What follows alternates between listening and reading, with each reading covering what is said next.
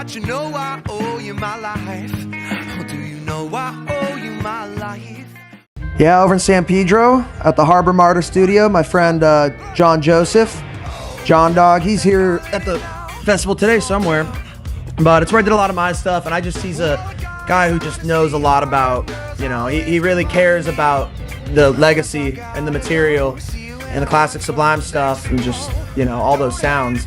So that's where we're doing everything. We've also done a bunch of writing sessions. Travis and Feldy are a couple ones for sure. The other day we had Fletcher in on there just to lay down some guitar, and one of the fiddler guys too, Zach. So we want a bunch of people. Yeah, man, we're just stoked, you know.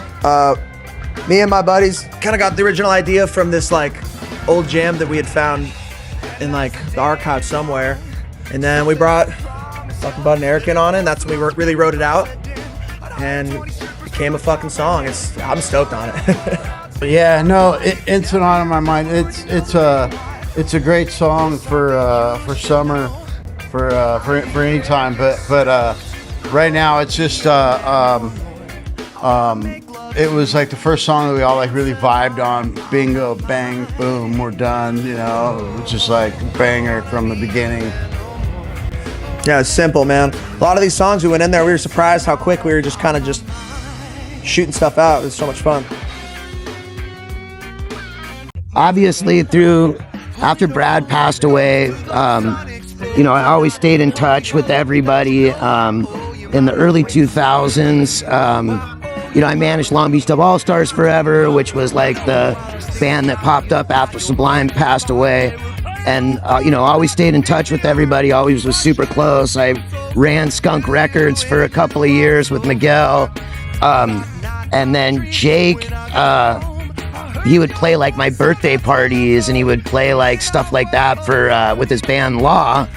And then when he got sober was when he came back into my life pretty much a lot. And, you know, for the first probably year or so, I was just kind of like, I don't want to use the word mentor because that has like a bigger connotation to it, but was just trying to help the kid like see, because he's Jake and Brad are a lot alike in the sense like Jake's ultra intelligent, smart kid, big heart, you know what I mean? So I was just trying to help him see his way through the music business and just kind of like mentoring him. And then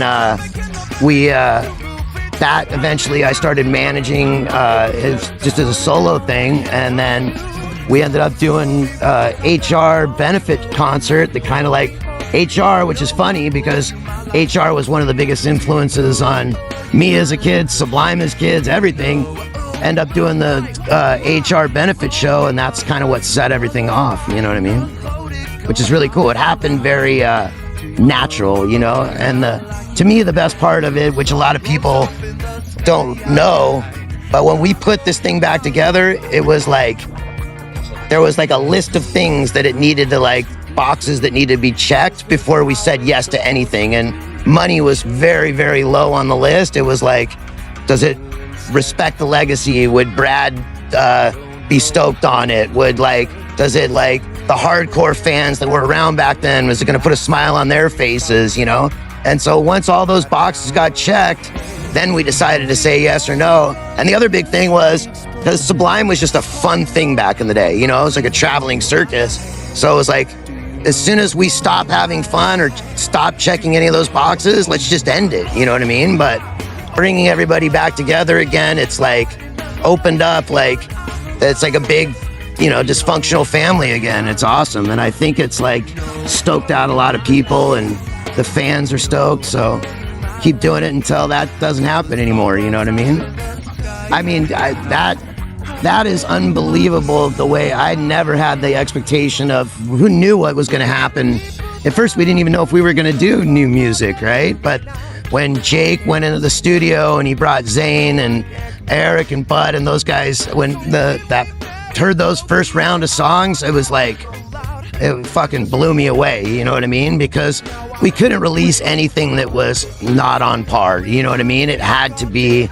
And like, if you listen to any of the new songs when the new record comes out, will trip out, because to me it sounds like 40 Ounces to Freedom, you know what I mean, which is one of my favorite records. but it's like, it's unbelievable the job they did. And it was so like natural and like, you know, they didn't do the big fancy studio. They didn't do, you know, big writing sessions with outside people. It was like, just get the boys back in there and do it. And it came out unreal. It's not, I mean, to me, it's not really new. It's kind of like I was telling someone else, it's like the things that happen, you know, like Destiny just happens to be him singing with his uncles, you know? That's what I feel. Yeah, I mean, anybody who knows the whole Sublime Long Beach history and stuff like that, you know what I mean? There's always going to be new iterations and whatnot. Yeah, it's a trip that Jake's up front right now. I mean, we just got back we did like a week and a half, 2 weeks with Jake's band out in Japan and stuff like that. Good stuff, you know. He's finally coming into his own as far as a singer and a performer, you know what I mean? So, can definitely, yeah, it's really nice to see. You know, we can really appreciate that a lot, and it's a trip, man. You know, it's just sometimes you close your eyes and you swear you're hearing someone else. You know, so it's good times, and glad, you know, the name and the music are still going, you know, and so we're stoked just to be a part of it and just to be here with them for sure. I feel like, yeah, almost every person I know closely, at least, whether it's like a band that they like or not, bro, they know almost every lyric, you know, of what I got sent to it. It's just like it's programmed into us. It's, you know, and deep down we all love it, you know. I guarantee you, any money I bring any one of my friends that say like, they're kind of, I bring them to a festival like this, they're gonna be bouncing up and down, just like the vibe is here. It's, you know, it's alive and well, and yeah, thank God Bradley left us this, and now we're fortunate enough to have Jakob, you know, grab the torch, and he's holding it quite well. I think he's keeping the vibe alive. It only goes to the sun explodes, and I'd only hope that you know I owe you my life. Oh, do you know I owe you my life? Well, do you know? While I was thinking about you at your favorite bar, they were playing